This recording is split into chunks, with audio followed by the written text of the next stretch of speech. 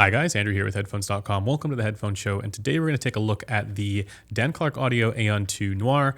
This is an over-ear, closed-back, planar magnetic headphone that comes in right at around $900. Let's check it out.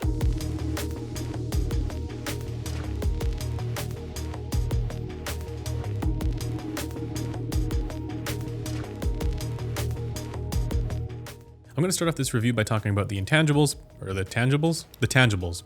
The case here is quite small and portable, which I love. In fact, I've taken one of these on a trip in the past and found it was really easy to just throw this into a backpack. And so I love that about this. This is somewhat of a portable form factor, obviously not as portable as IEMs, but as far as over-ear, high-end over-ear headphones go, this is one of the most portable that you could find. So here is the Aeon 2 Noire in all of its glory. Now, when it comes to accessories, it does come with a number of tuning filters, and we'll talk about that in a little bit here when we talk about the sound. But it also comes with this cable here. Whoops. It comes with this cable here, which uses the high-rose connectors. I've used a number of DCA headphones in the past, and I've never had any issues with these connectors whatsoever, which is great. One thing to note about the Aeon 2 Noire is that this does take some power. This does take some amping. Now, it's weird because the specs here would indicate that you could drive it off of most things. It's not a very high impedance headphone. I think it's only 13 ohms, but I tried to drive this off of a number of sources, including just the phone, and no, it did not. It sounded like just wrong. It didn't sound like it was being driven properly. So this is one where I would try and get a more powerful portable source. Maybe an IFI X-Can or one of those could do it. The IFI IDSD Micro Black Label can do it just fine. And then if you really want to get the most out of it in a desktop situation, yeah, you'd run it balanced off of something like a Kion IHA6. Even though, yes, I'm aware you can get it loud enough with many other more modest sources. Now, looking at the headphone itself, for the build, design, and comfort and aesthetics, I love the black. I do wish it were matte black, but you know, this black will do, and it feels actually really sturdy and well built. I know people have talked about some of this carbon stuff kind of scratching over time, but my advice to you is to just, you know, be careful with your expensive stuff and, you know, don't scratch the carbon fiber. Now, the headband material, like the wire part here, is called Nidinol. The same kind of material that gets used to make braces, which is kind of cool. But that also means that it is a little bit, you know, stretchy, but unfortunately it also doesn't really conform to the way that you stretch it. So it doesn't change its shape. And that means that the clamp force is basically the same, but thankfully the pads are reasonably cushiony. And so, you know, even though it does have a bit of clamp, I don't actually have that many issues as far as the comfort is concerned over long listening sessions. And the comfort is also helped by the fact that it is a reasonably lightweight headphone coming in at around 330 grams. When I put it on, this is what it looks like when I wear it. So reasonably comfortable. It does also isolate quite well. And that's in part because of the clamp force. But again, most of the clamp is sort of absorbed by the thickness of the pads. And I think this is actually an improvement on the original Aeon. So the Aeon 2 was a little more comfortable there, and I think this one is as well. So that's a good job. One note about the isolation and the comfort is that it does change. The sound does change depending on if you're wearing glasses and if you're sort of breaking the seal here a little bit. Like these ones here use the acetate frames, and that's it's a little bit thicker on the arms, and this does change the bass level a little bit. Not actually as much as I was expecting, so we'll get into that, but there's a good reason as to why. But in general, the clamp force here for this type of headphone is kind of a requirement. Nonetheless, the comfort here is pretty good, and I had no issues you know, wearing these over long periods of time. Now, I do have the other set of pads here. These are the solid pads that you might find on the Aeon, regular Aeon 2 closed. But the ones I'm using on here right now are the ones that are perforated on the inside on one side.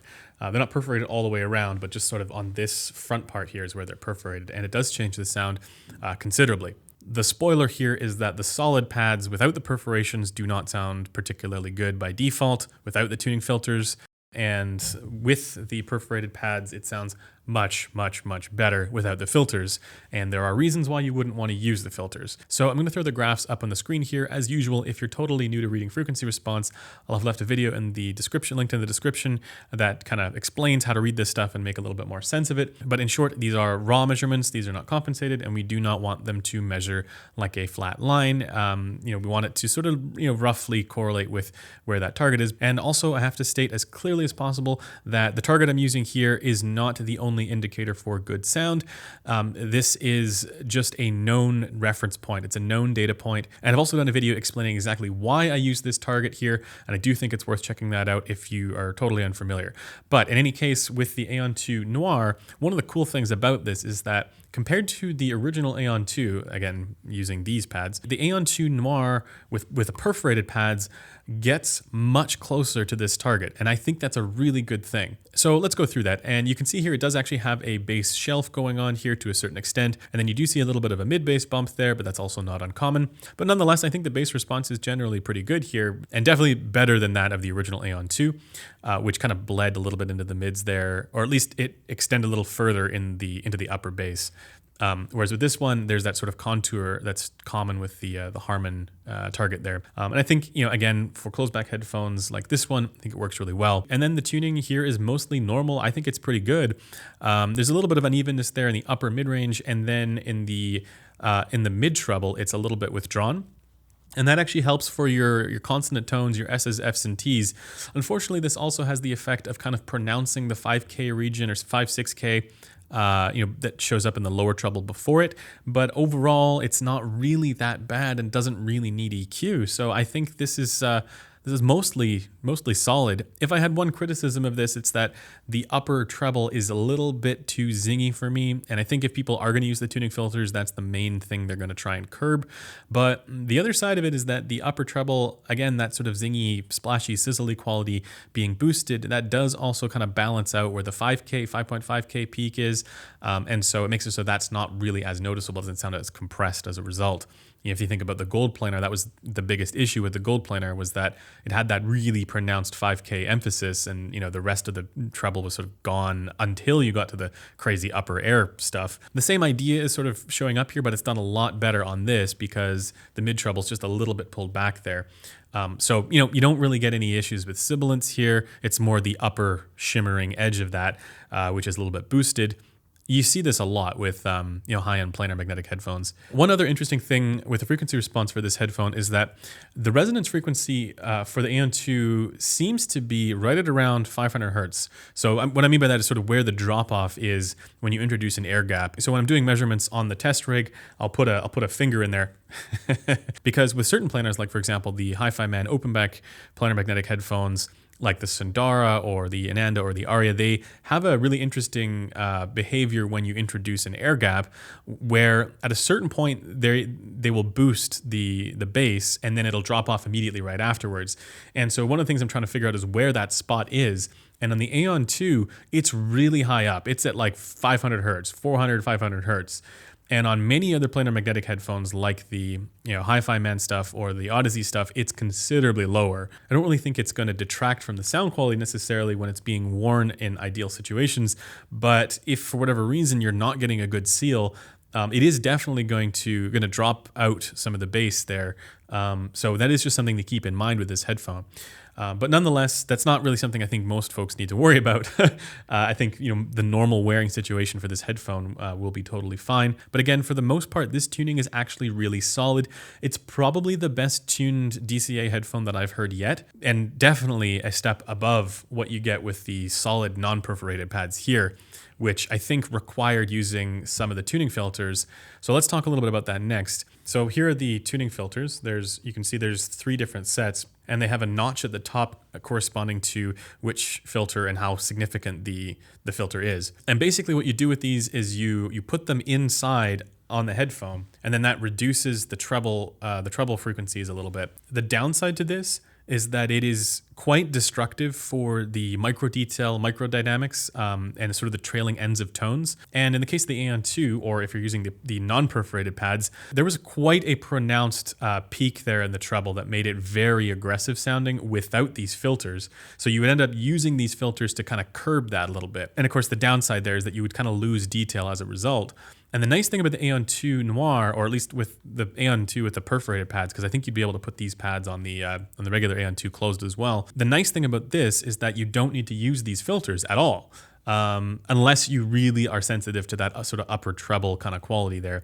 Again, it's not a perfect frequency response, but this is one where, if you really did want to dial it in and get it perfect, you could do so just with a little bit of EQ, like one filter or two filters at most. And you'd be able to get it there. So this is most of the way there. And really, I have to stress that, you don't need to use these filters. But let me just go through them. So the first one is this kind of really thin black material here that you can kind of see through as well. And this doesn't really change the frequency response hardly at all. Very minimal change, if anything at all. In fact, I'm not really sure what the point of this filter is, to be honest, but it is the least impactful filter. And then you also get this is the black 1-notch filter here. This is sort of a rougher material and you can't see through it at all. But it's not super thick, but it does feel very stiff.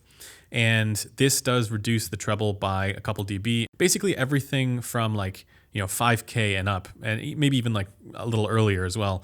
And yeah, it reduces all of that by a couple dB. And then you get the 2-notch filter here. This actually feels like a less stiff material, but it might be a little bit more acoustically damping because this 2-notch white filter reduces it even more by a few more dB. So if you want to warm it up, you would use this one. Now, with every filter, there is incrementally a loss in detail retrieval, which is kind of a bummer. And when I say loss in detail, I don't mean like instrument separation and those qualities. I mean that the trailing ends of tones get blunted, and so you lose the microdynamic quality when you use these.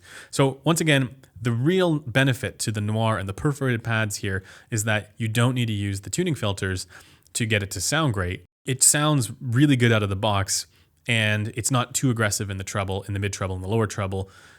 So that you would want to damp that. And that way you get all the benefits of the detail retrieval that this headphone has, which we should talk about next. So I'm going to go through all the subjective stuff now. So for the subjective take here, for detail retrieval and all the rest of the technical performance, the Aeon 2 Noire with the perforated pads is very good. And I don't just mean the instrument separation. This is actually one of the reasons why this headphone is really interesting, because it has really good instrument separation. And so in that sense, you get the imaging is very precise. I wouldn't say the imaging is particularly accurate because it has that same problem where the center image is very small, right? So, when you hear something pan from left to right across the center image, there's sort of an immediate crossover point. There's sort of like everything is like left and then suddenly everything is right, rather than the gradual pan across the front. So that's something I noticed with this, and it's not uncommon with planar magnetic headphones. I do hear that all the time.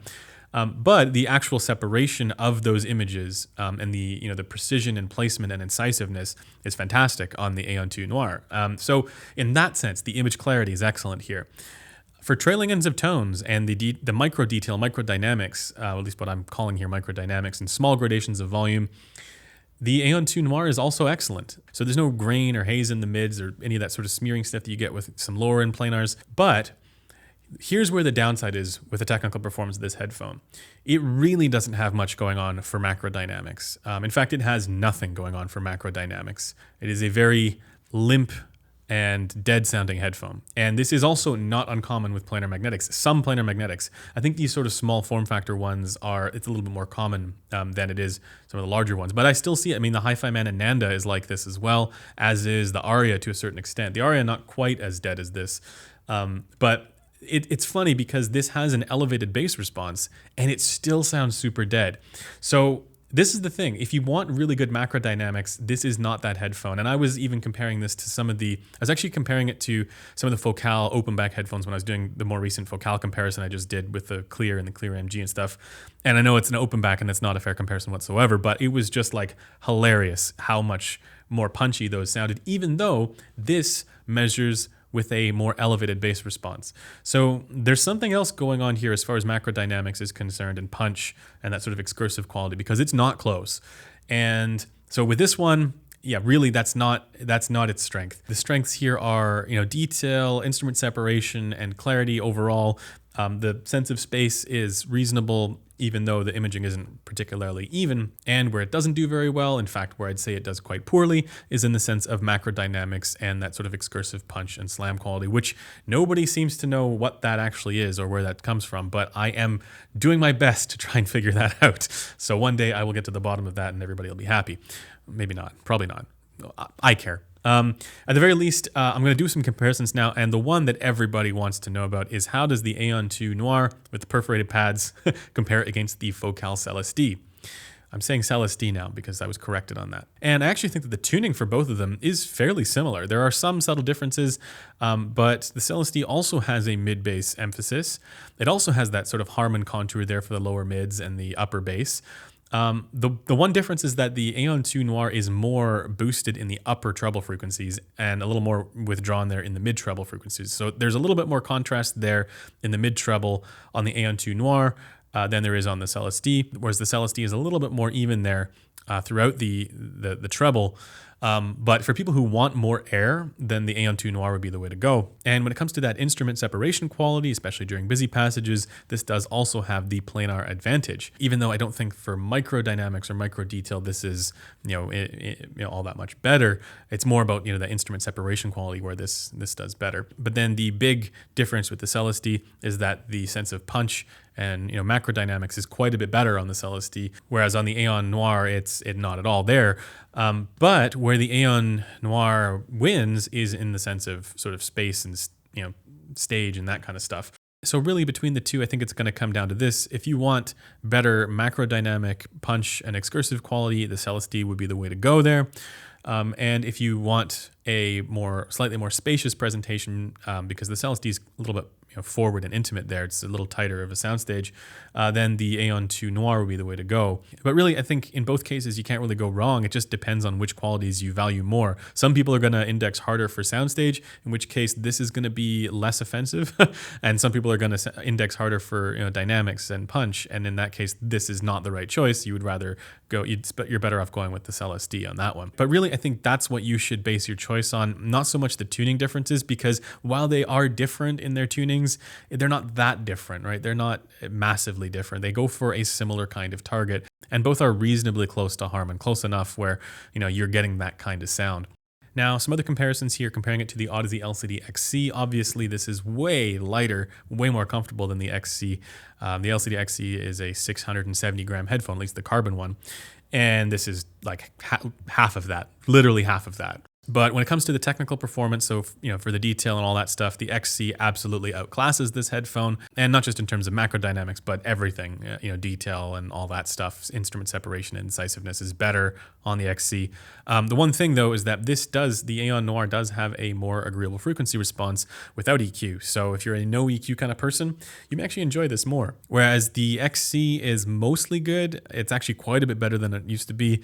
It needs just maybe like a few little tweaks here and there to get it to be right on the money. But I think, out of the box, the Aeon Noire's frequency response is better. Okay, let me give a conclusion here. Is the Aeon 2 Noire with the perforated pads worth it? So apart from the macrodynamic qualities of sort of punch and slam, the Aeon 2 Noire with the perforated pads does everything that relates to good sound quality well. And I also think for anybody who has an original Aeon 2 and doesn't have the perforated pads, if you have these non-perforated pads, it's worth getting the perforated ones because I think it's going to make overall a much better sounding headphone.